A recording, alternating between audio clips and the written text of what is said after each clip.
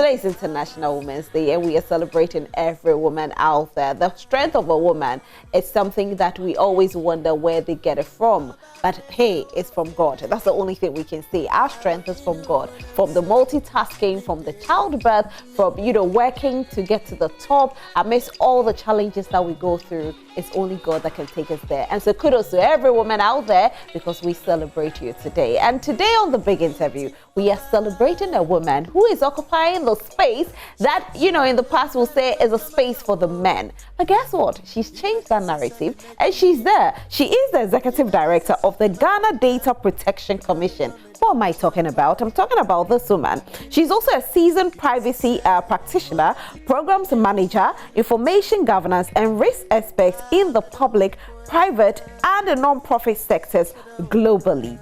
Now, some of her recent appointments include the head of data protection at the London 2012 Olympics Games and global director for data protection and privacy at World Vision International. Now, she's currently the co-chair with the UK ICO Commissioner John Edwards on the Common Threat of Network of Commonwealth Data Protection Authorities and the president of the Network of Africa Data Protection Authorities.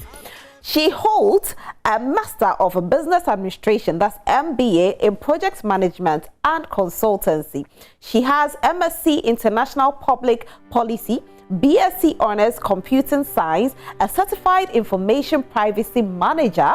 She's also is issued by the globally recognized International Association of Privacy Professionals. She's also a certified practitioner in European Union and General Data Protection Regulation.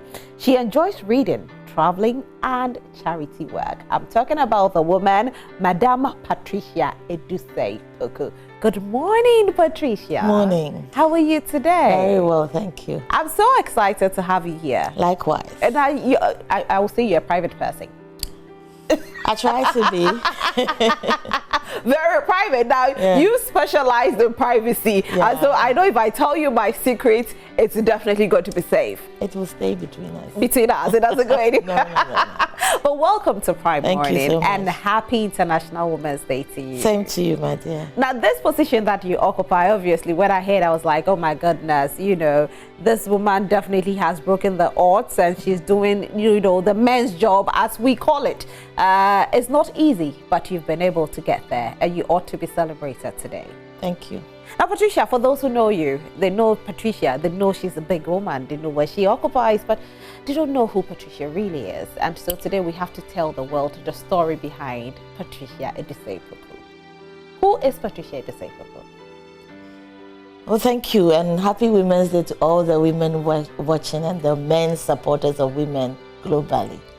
I'm a very simple, ordinary woman. I'm ordinary Patricia.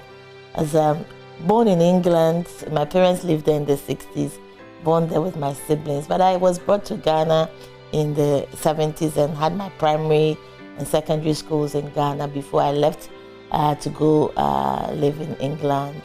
And I was there for approximately 30 years before I came back in Ghana in 2017 to take office. My first time working full-time in Africa, in Ghana, since 2017. Oh, wow. Oh, okay. So, some of us, we spend just, a year or two and our accent changes. Like, we are already speaking slangs. Yeah. But yours is still the same. Well, I like my African origin, and that. I like to maintain it. I like that. So did you practice to maintain this? Well, not intentionally, but I didn't make any effort to change my accent. Right. Okay. So now let's talk about, how growing up was like, born in England, of course, the Ghana and England, there's a little bit of differences, and all it's vast, it's big. Well, Ghana is a British colony, and so there's a lot of similarities in our administration and setup, and it sounds different, but it's not so different. Right. In terms of the culture. There's a big difference that around growing up, access to things, and the values that people believe in. But essentially, it's very dependent on the home that you are from. that really portrays whether you feel the difference in the two places. But I come from a family that is very African oriented, and so the difference hasn't been very great for me. Yes. Okay, so not too much. No. So growing up, let's talk about how mommy and daddy were like, you know, growing up, especially not really in Ghana, but you had to, you know, live the Ghana values. So my main growing up, when I above 8 years, I was already in Ghana. Right. So I grew up, I say, in Ghana. From class 2, I was in Ghana. And so I don't remember much of the early days. Okay. Not in Ghana. But growing up was in Tema. My dad, when he returned to Ghana, took office in Tema Oil Refinery as their barrister, and he was there for above 36 years.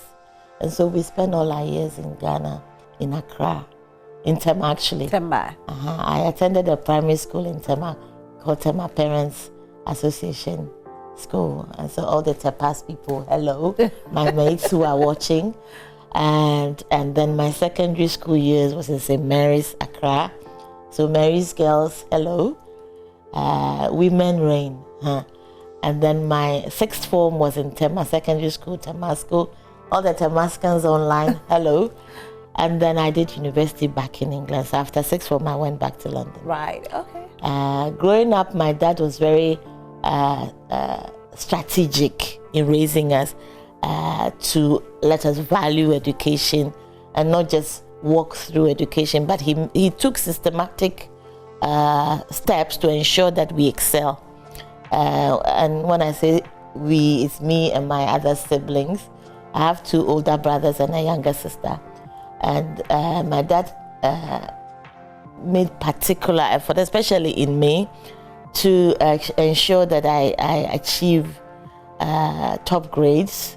And I have very fond memories of even how we learned my times tables, you know. All right. How was it like?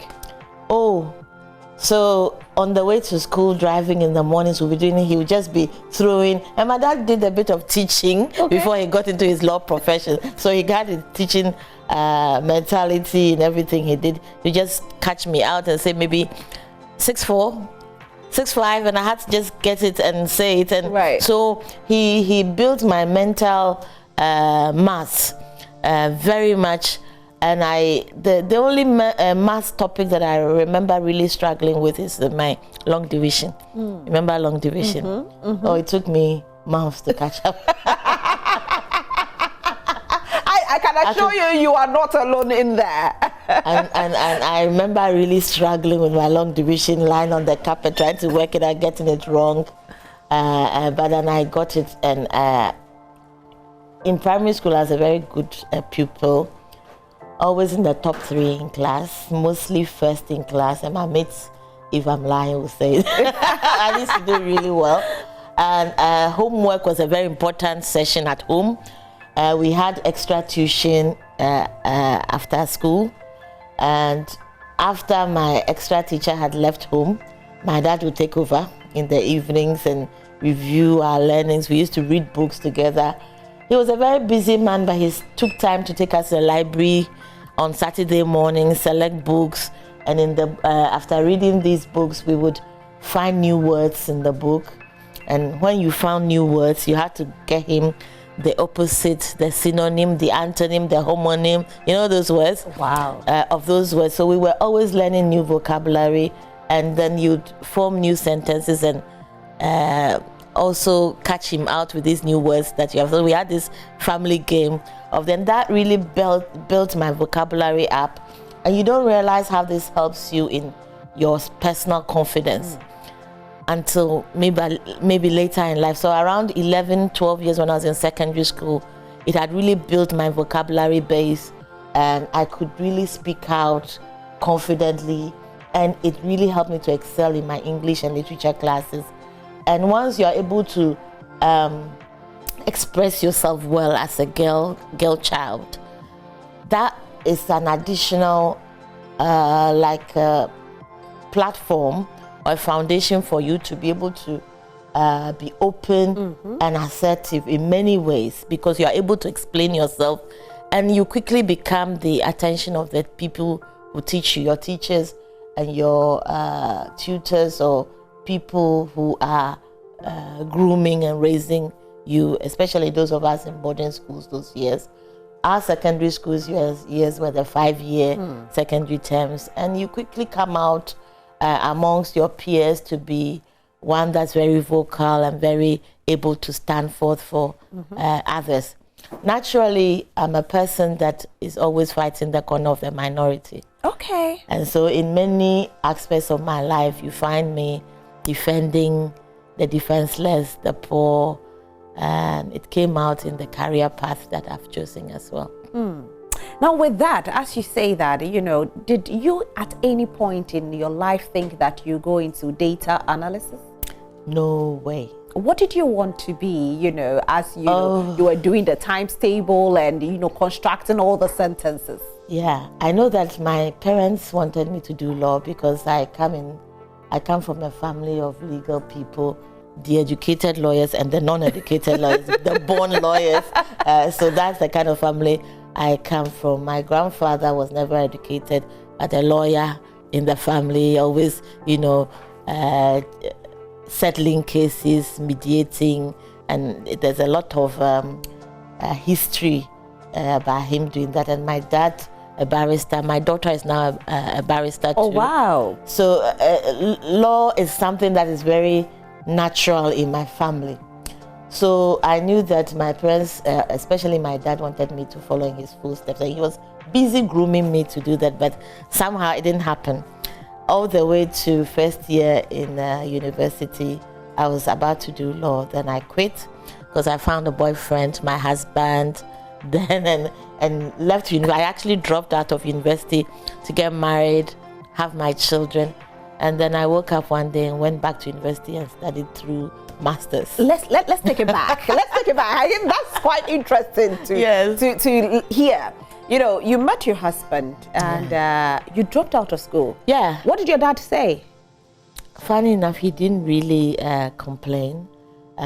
So he had really pushed me to value education and study and pass my exams. I did secondary, sixth form, university, and then first year university. I was now in London, an independent girl in London. Parents were back in Ghana, so he wasn't so in control of my movements, and or my parents were not on top of what I was doing. They left us to our own devices when we went back to London. And when I got to the UK, I really wanted to study and get a job in an office and do the business stream. But then when I got to university eventually, I was studying law, economics. I don't remember what the first subject was, but it was a struggle because those times my sister and I had found an apartment sharing together, so we had to pay rent. She was studying full-time, my younger sister. One of us had to work full-time to support the lifestyle that we had chosen. So she was in university and I decided to work. So I was working and studying part-time, and I think it was quite heavy going for me. So you were doing 20 hours of job? I was doing a full-time job. Oh, wow. Full-time job, and then running to university in the evening. And I think in those times, it was a struggle that I hadn't really bargained for, and the determination wasn't there. One of the statements that my dad used, I want to tell you a lot of my dad's statements today, that's really shaped me. He used to say that if you want something badly enough, you go and get it. And he used to just say it. Whenever you go to him and say, I really want to do, and he'll just say, if you want something really badly enough, you will get it. So that whenever you're about to get, he'll say, if at first you don't succeed, try again. Try. No, he never said try again. He said, if at first you don't succeed, try again. That's nice. So try again was something you have to try. So we would follow that as our mantra. So I would push myself to do things, and if I didn't succeed, I'll go back and try. So I went to university. It was too tough for me. I gave up. It was busy having a boyfriend, you know, and working full time. You have to keep up, eh? Of course. So, while you are late teens, early 20s, and you find a guy and you're all over. How old were you? I married really early. Okay.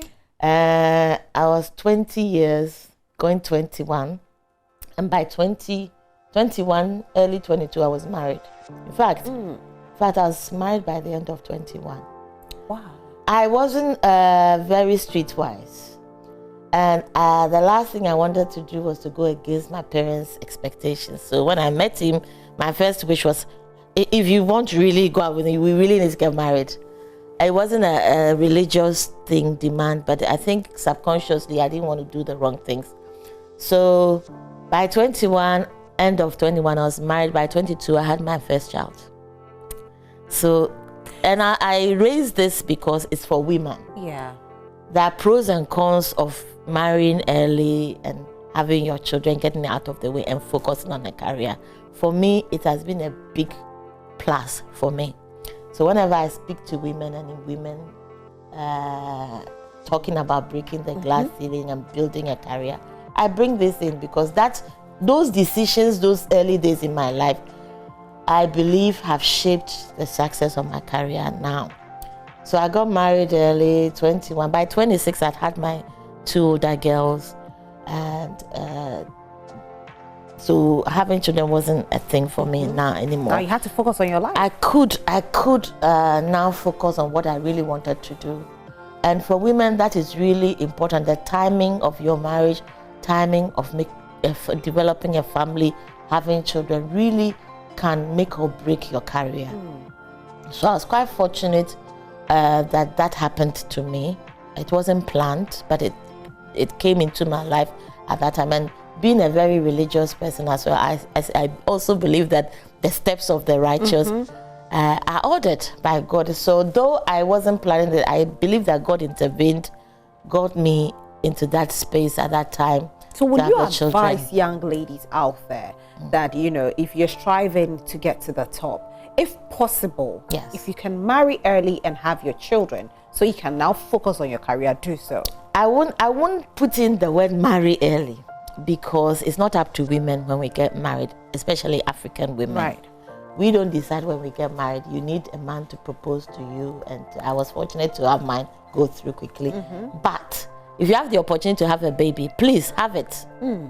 Have it, because later on in your career, every woman, many women, most women would want the opportunity to experience pregnancy and childbirth and be able to nurture a child. It's something that women yearn for, not all of us, but many of us do. And if you're ever going to do it early and get it out of the way, and then focus on your career, if you can arrange it like that. Right. Because you need a lot of support network and family support to really break your career, go do that and come back and continue successfully. Many women have had to end their careers because of family life. So when the opportunity comes, girls, please don't get rid of the baby, don't get rid of a pregnancy, have the baby, suffer a little, get it done and over with, and then you can build a career afterwards. Those are your lovely children. How many are they? 3? Oh, yes, 3 of them. So how old is the first? She turned 30 yesterday. Huh? Yes. Megan turned 30 yesterday. The middle one is being called to the bar as the barrister on 18th March. And Philippa is here with me now in Ghana doing her 6th form. That's lovely. Yes. So anytime you look back, you tap yourself on your shoulder, because I'm now glad you could yes. focus on your career. Yes. Now you got back to school. Yes. So at the age of 26, I'd had the first 2, and I decided to go back to university. And it happened because there was a bit of crisis in my life at that time. I'm being very transparent. Please go ahead, and that is what the big interview is all my about. first 2 girls is of one father. Philippa is a different father. Okay. So by 26, I had exhausted the time with this husband that I was so crazy about. And he was young. Now when we think about it, we're very good friends now. He was also young, still young at that time. He was in his 30s. I was 26 at that time. We separated, divorced, and I had nothing to do. My dad actually then came to London and took my 2 girls back to Ghana with him, so that I can have the opportunity to now go back to university. You have a great father. Yes, so they came to Ghana and spent 7 years here in their primary years, and now they really cherish that opportunity that they had to spend time in Africa those times. And I took those 7 years and did my degree and master's. Still working full time and studying evening. This time, the difference between the early days and this time is now you're mature. I was mature and deciding to build a career. And then my dad's saying comes again, if you want something really badly, you go for it. So determination really pushed me, and I was on a mission. I had parted ways with my husband. My children had been brought to Ghana, and I really had to make good use of that time that I had to achieve something that I would value. So having worked then in local government for some time, I decided to go and achieve for myself something that I hadn't done, that I had left on the side for a while, which is education. I decided not to go back to law, but I chose to do computing science, part-time evenings, working full-time. And when the children were on vacation, they came back to London to be with me. So sometimes I had my children with me, studying full-time and working evenings. Why computing science? Well, I wanted to do something challenging to me. So I was working then in the UK in the housing department. It's quite different from here. But in the housing department, there was something called, I was a frontliner that interviewed people who wanted accommodation from government. Right. And those were the years when there was a lot of movement globally. A lot of people were coming to the UK to seek refuge. There was a war in Kigali, in Rwanda. There was crisis in the Caribbean, and many countries were beginning to flood into the UK for refuge as refugees. And I was one of the workers for government that interviewed these families to determine whether people can get council accommodation, which is a UK apartment. Whether the government, council flat? Yes, council. Right. Whether we can give you a flat or not. So I was a decider for government at that time, and it was quite a fulfilling job. So it was nothing to do with computing science that I wanted to. So I was doing that as my day job and studying computing science after work. A lot of interest. I went to college, university in the evening to do programming, software engineering, a completely different world from what I did on my day-to-day. So for me, it was some kind of excitement. I knew that at the end of it, I could be something completely different from the very high-stress work area. It was a very stressful working area that I worked in. Very frustrated families. Sometimes there are families that have been displaced through wars, or even locally people who haven't been able to. And the UK was going through their recession. People were losing properties. Families that have just lost their properties, and so very frustrating work environment. And then in the evening, I went to study for a completely new future that I was planning for myself. So the determination was really there, and amongst my peers, whether they showed up in class or not, I was there from 6 p.m. to 9 p.m. every evening. I drove from where I worked, those who know London, from the east end through Blackwater to the other side of London. You know, there's a big river Thames around London, and you had to drive through a town. It's a very high traffic area. So I sat in traffic 30 minutes to 40 minutes every evening. Why didn't you take the train? Those times there wasn't a direct train from where I worked to there, but I had a car, and I didn't take the train because I finished class at 9 p.m.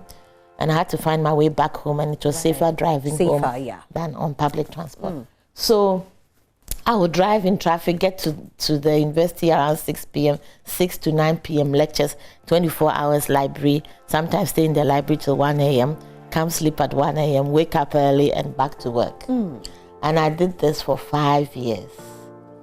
to get my computer science degree. And I put this here because if you're a woman and you want to get something, it's never too late. If you've been married, you've had children, you've been at home. I'm saying this to encourage my fellow women, those who have felt like they've been at home because of family life. So they can't do it again. You can't do it.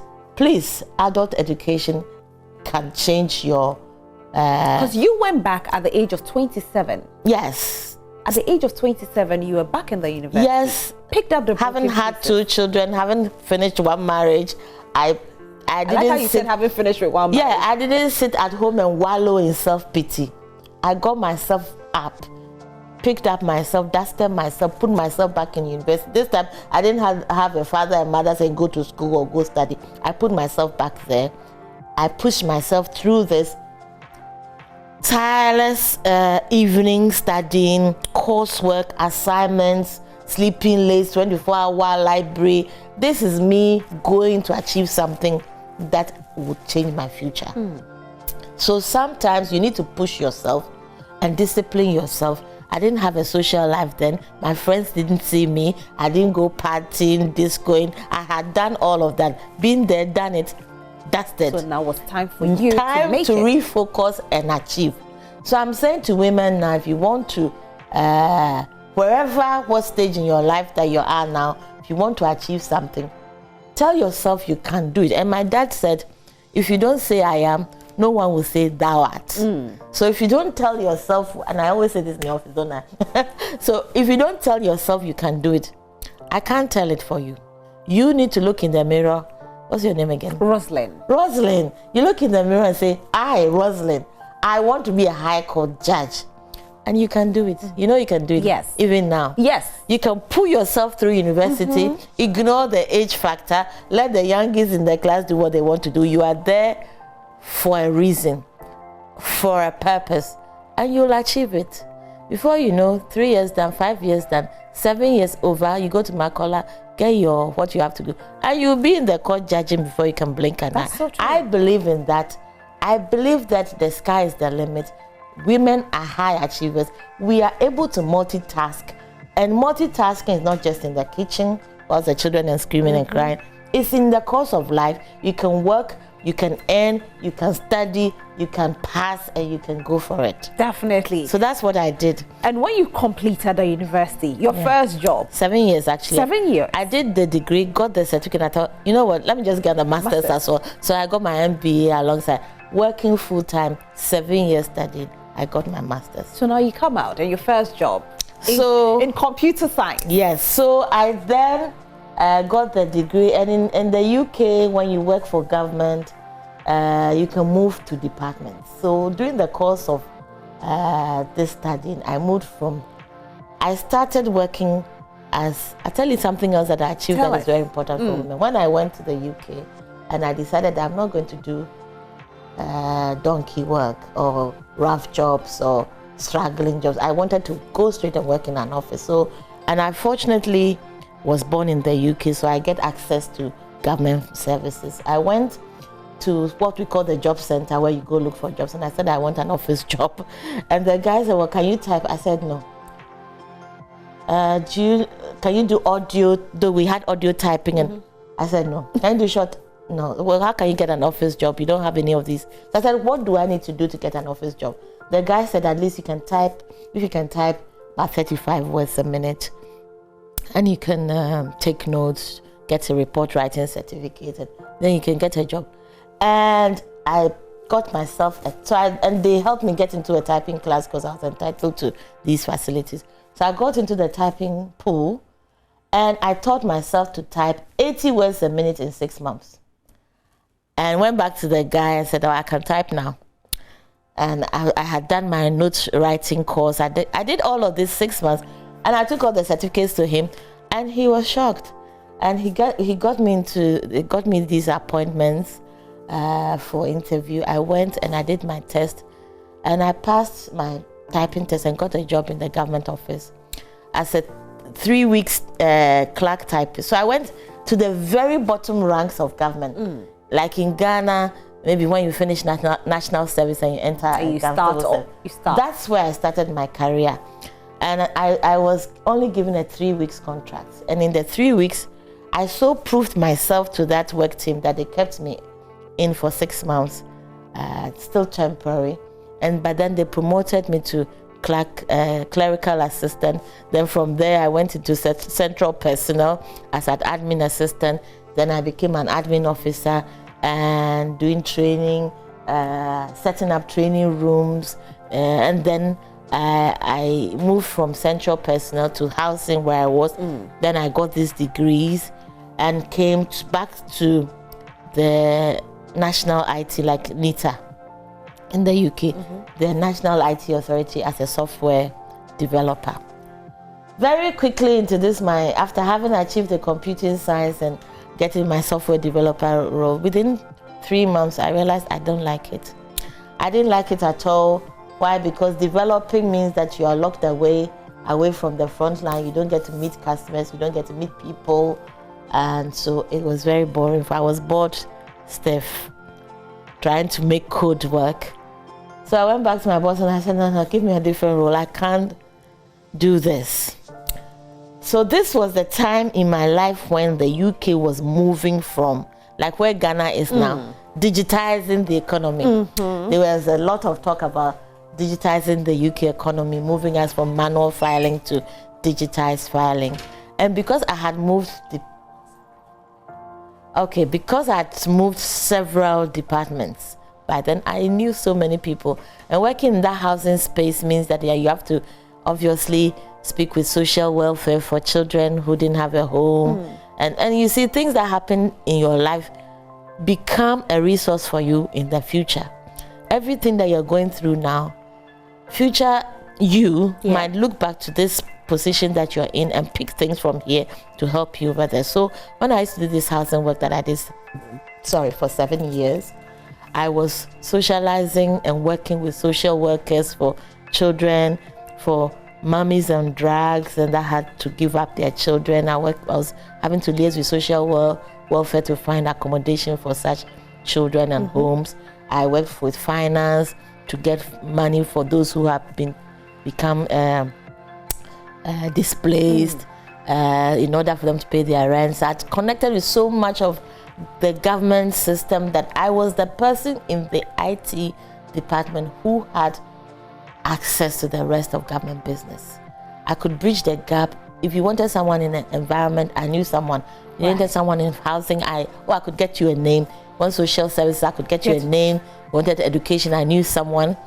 And so very soon the IT staff was like, Pat, who can we get in education to help us, digitize their system? And it was me. And then very quickly I was given the role as the business analyst. The person who was bridging the gap between business and technology in the digitization process that was ongoing. And I could understand the business side to explain to the technical people what exactly the business people would need in order for their work to be efficient. So it wasn't just about them just coding something in the digitized space for us to use. I could explain, no, if you put this in the front line, we can't use it. Because you had been there, I'd lived there, I'd worked there, I know the people. So I could tell the technical people, well, this won't work for business. And the business people too could understand me because I understood their work to tell me what I should tell the technical people so that they can get there. So quickly, I naturally got a business analyst role in the whole digitizing process, helping the business people to read their files, to explain to them how we could digitize their files and give them access. And when we had eventually put computers on people's desks, who could understand the work to explain to people how to log in, how to access, have passwords, save, delete, and all of those. So I was then the person from the IT department that was sent back to business to go and explain to them how to use the systems. So in so doing, very quickly in the European arena, they found how easy data had become accessible because of the digitization of systems, and how easily data can be used and manipulated to make decisions. That had begun to impact individuals on the street. People were now coming to complain. They used my data. I didn't tell my school to share the data with the housing people, and they sent it there. I didn't tell my social worker to give my information to so and so. And so data protection was forming at that time. And the UK had just passed their new law in 1998, the first Data Protection Act then. And who else in the technical environment could understand all these rules? And you know, like I said in the beginning of this conversation, law and legal reading, understanding legislation is very natural for me. Some of us are born lawyers. We didn't go to university, but we are lawyers unto ourselves. So I picked up the act and I could read the new law and tell the technical people, well, this is how we can develop the system. And I could explain to the business, well, this is what the law says you can and cannot do with the data. That's where it all started. Wow. Now, this story is just too inspiring for you out there, because as I'm listening to it, I'm like, okay, all right. So as a woman, we have to be celebrated today. And, you know, amidst it all, she's done it. You know, her story has inspired me to the extent that I'm asking myself, okay, maybe when I was 21, I should have had babies. But hey, you know, if you haven't had your baby, it's still not too late. But for those of you who are out there, you know, amidst your challenges, you can still go back to school and become whoever you want to be. Don't forget that she went back to school at the age of 27 and she achieved it all, and today she's here and we are celebrating her today. However, we are celebrating every woman out there. You are still watching Prime Morning. We'll take a listen to this beautiful song, and when we come back, we'll continue with our conversation.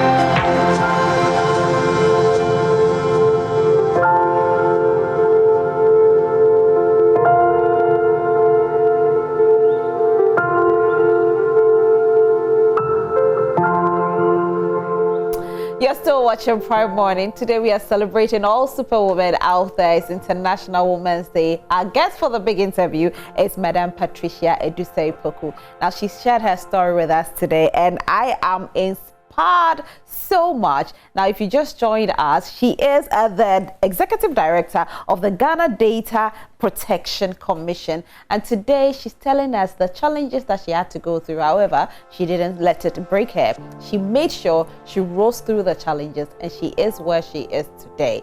Now, sorry, why am I calling you Patricia? Why am I calling you Philippa? Philippa is my last daughter. Forgive me. Yeah, because you know we're talking about your daughter called Philippa, right? Yes. And I think that is where I ended up calling you Philippa. Let's talk about Philippa then, because Philippa came later. All right. So because I called you Philippa, let's talk about her. Now, what time, at what point did Philippa come in? So, I was already a data protection person then. I'd built the career to a point, and my career was now forming, shaping. I'd found something that was my specialist area, and working in that space, I was the go-to person. I was finding my feet. Then I got married again and had Philippa. And then I had to take time off work again, maternity leave, a break from work, have a baby, and these other two were back with me in London. So the routine of a mother raising young children, managing a home. I didn't escape it really. It came back, and it's another thing that women must be mindful of when you take time out of work to have your children. It's only determination that can take you back to work full time.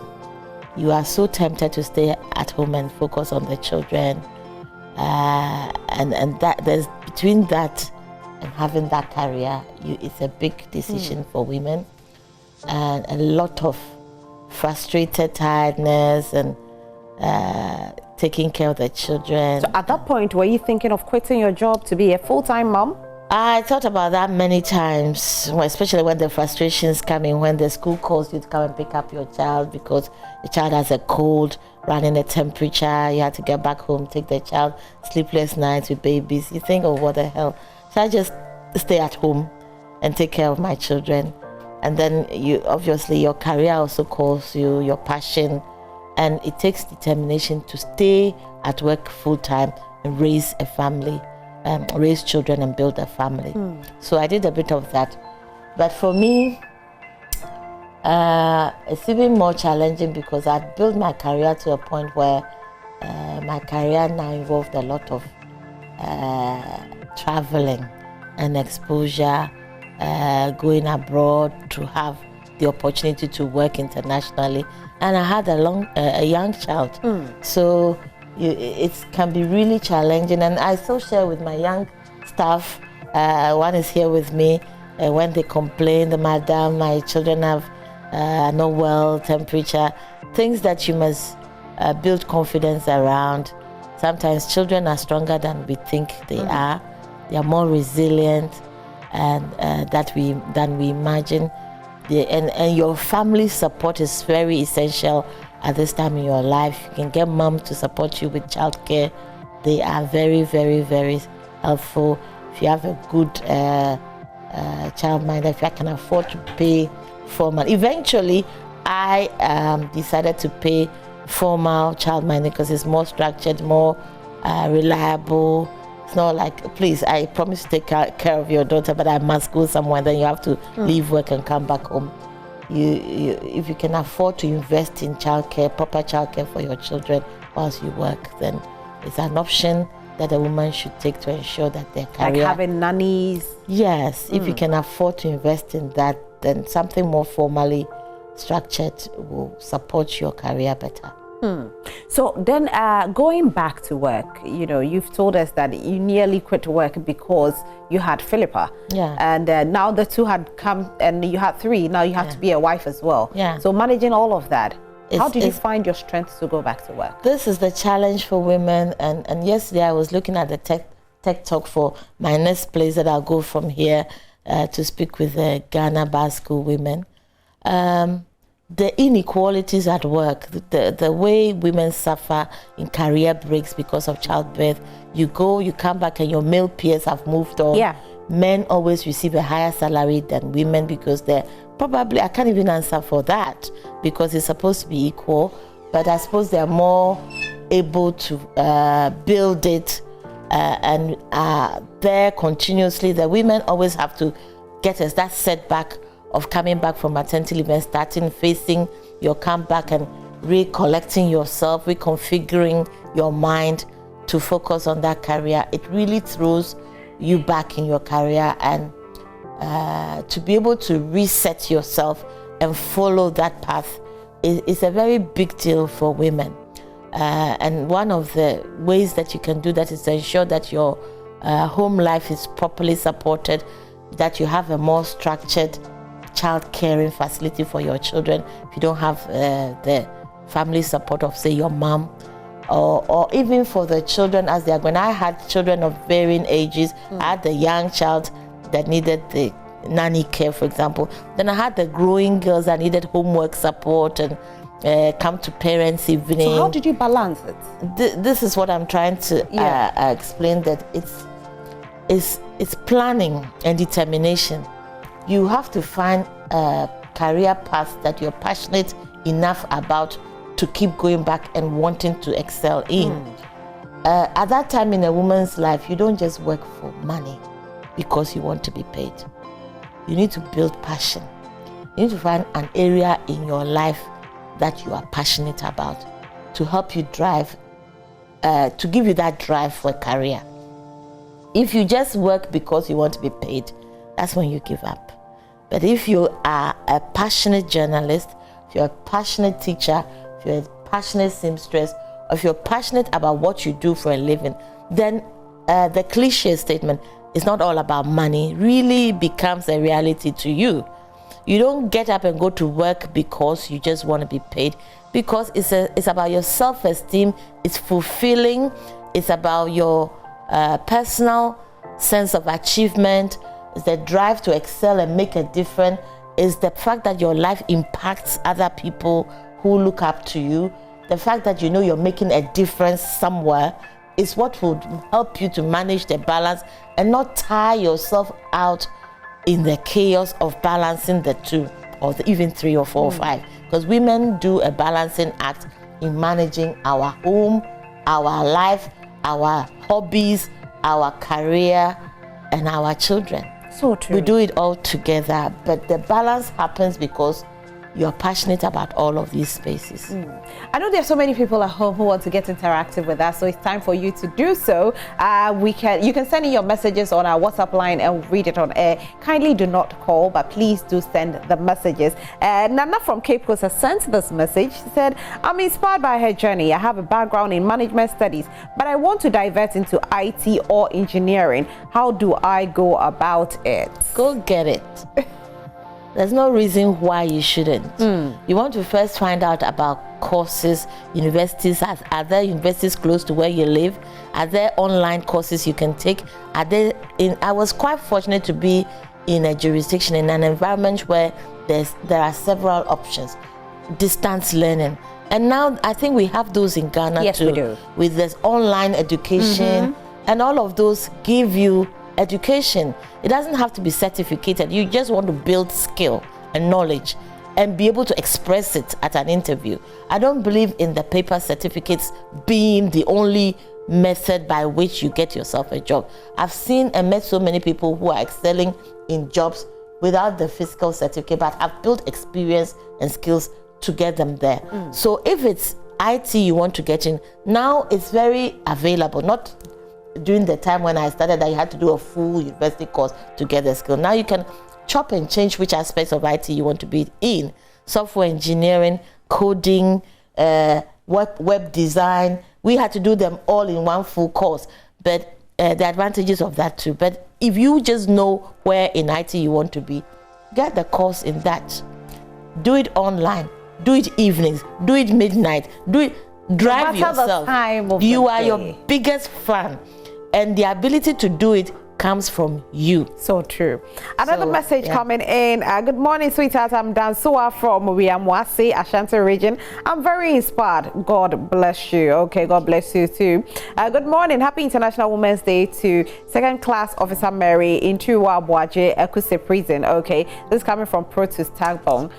Thank you so much, Protus, for wishing Mary a happy International Women's Day. So we're still here with Patricia and she's telling us the story. But Patricia, what we haven't spoken about is how you found yourself back in Ghana after 30 years.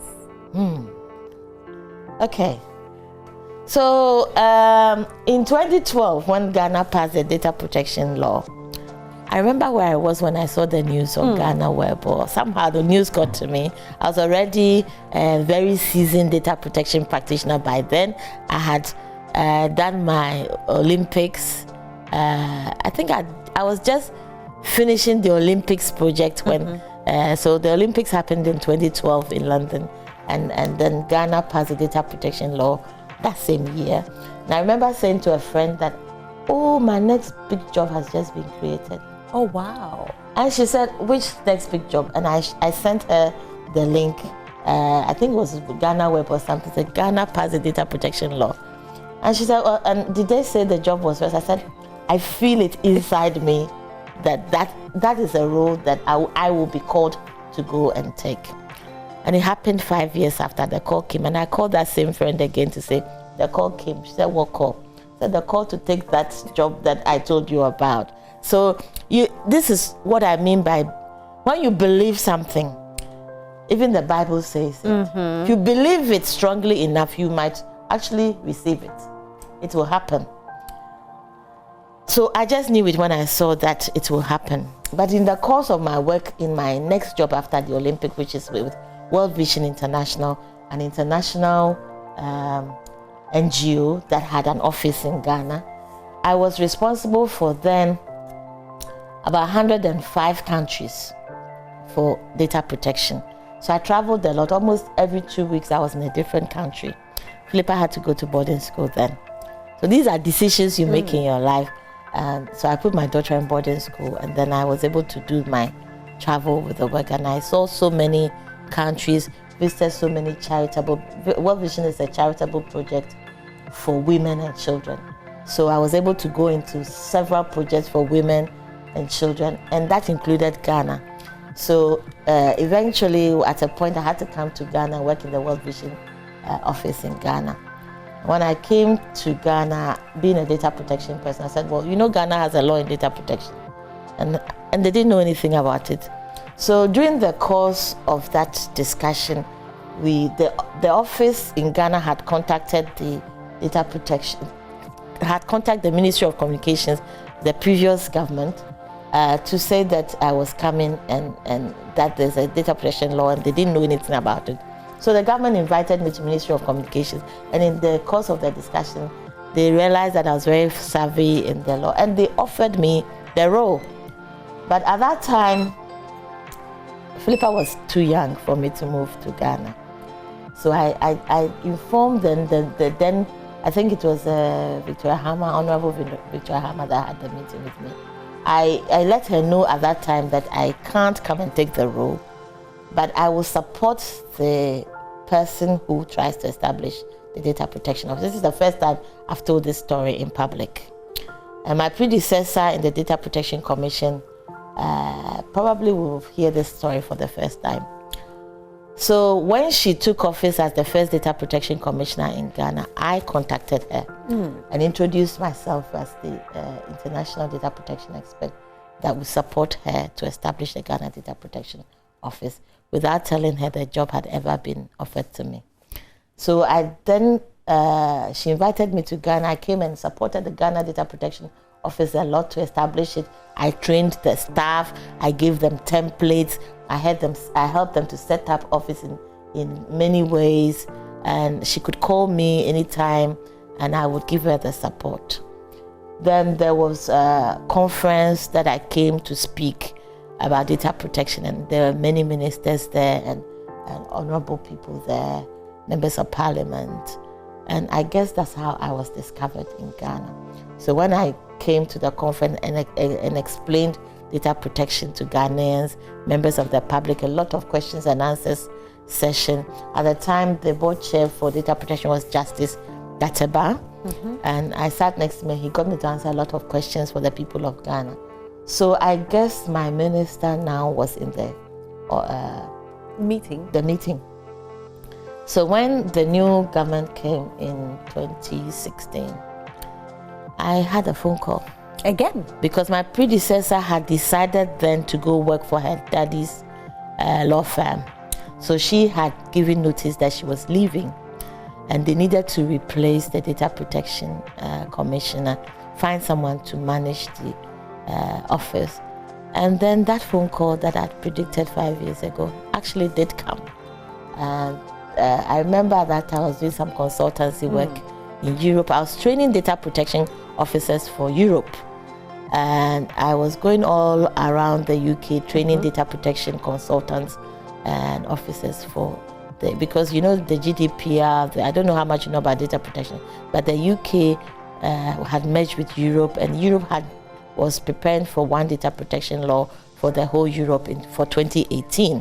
So in 2016, Europe was busy training professionals to meet this demand, and I was one of the experts that was training European consultants. I was somewhere in Cambridge working, and then I had a call from Honorable Ursula Kufu to say, well, the president of Ghana wants you to come and manage the data protection commission. I thought I was dreaming.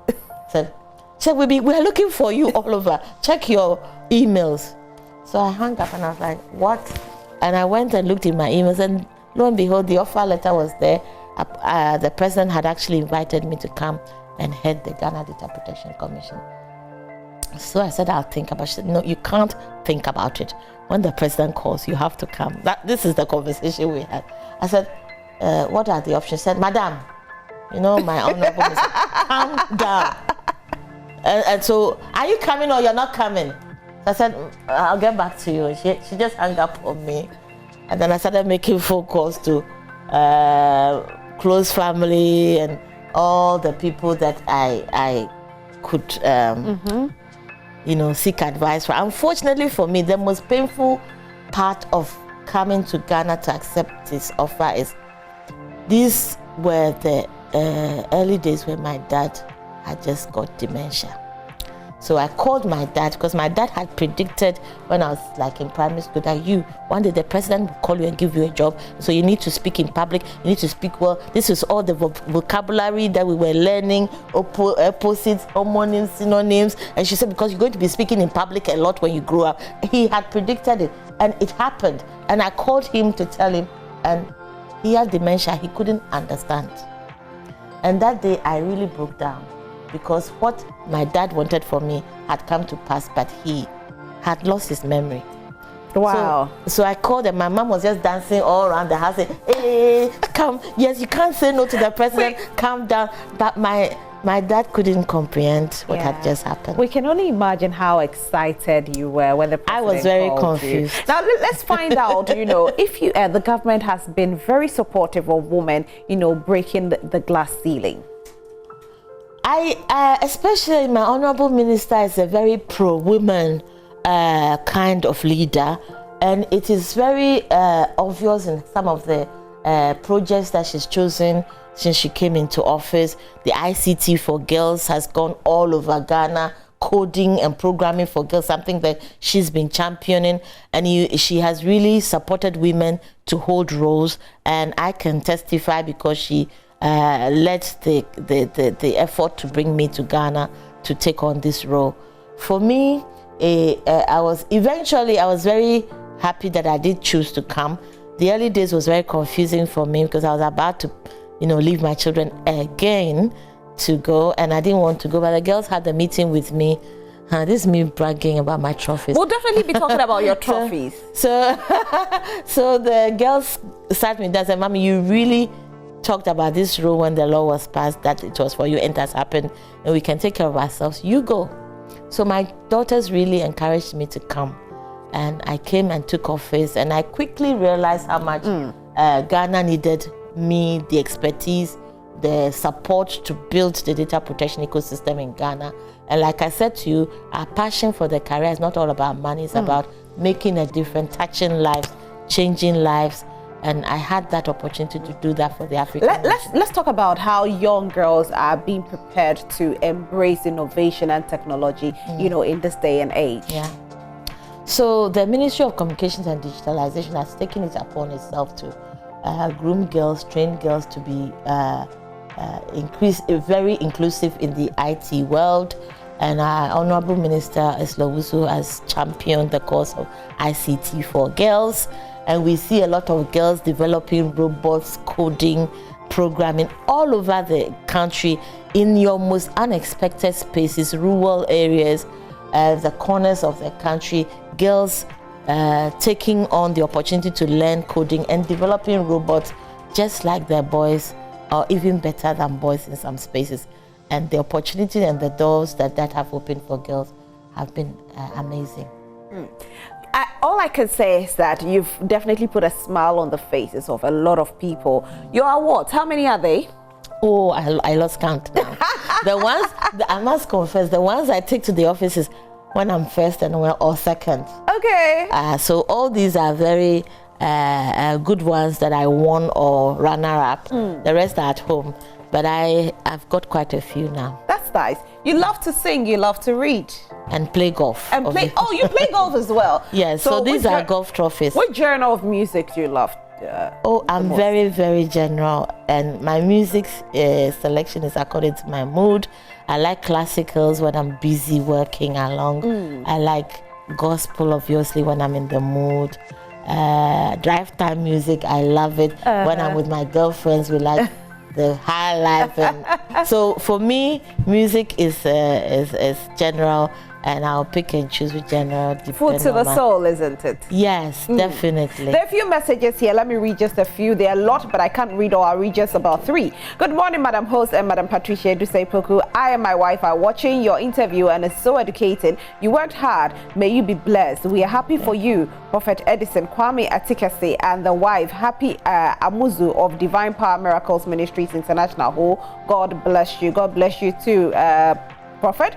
Good morning, I'm Edith from Tema. I'm so inspired by her words, and I'm a nurse. I want to acquire my degree and even specialize within a space of 7, but don't know how to go about it. Well, I think today she's educated you and she's advised you and inspired you on how to go about it. Good morning. Good job you're doing there. I'm Charity from the North. I completed SHS with a very good grade, but come from a very poor family, so I gave up to have a child. What should I do? Sometimes we really give up because the care is not always there. Charity, go back to school. It's very important that you go back to school. This is quite long. Hello, very inspired with Mommy's journey of life. I'm Charity, single without a child. Did my BSc in forestry in 2015.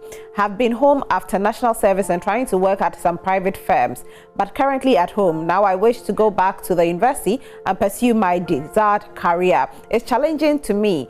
How do I start and achieve it? I'm confused. Oh, Charity, I think that you have to take that bold step once again, and you definitely be able to achieve it. All you need to do is to take the bold step. Yeah. Patricia, thank you so much for being here.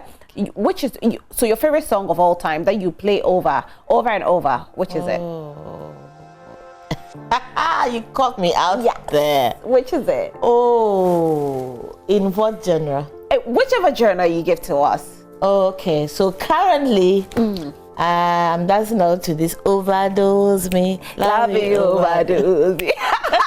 I like your vibe. I like your vibe. Maybe we should party one of these days. We should. Why not? Why the hell you not? You party a lot, don't I you? do when I get the opportunity. I like that. I bought some disco lights for my front room, and sometimes my mates come. We have disco at home. Okay. Yes. That's what I'm talking about. Yes. Why not? Okay. So we'll be partying. And thank you so much for being here. Your final words to ladies out there, since it's International Women's Day.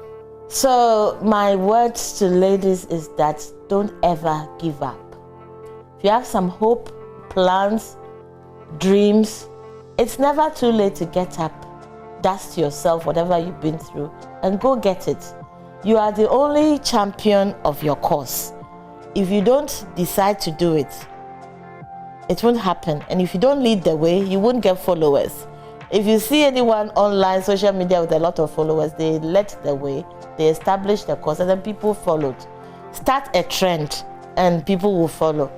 Keep at it and it will happen.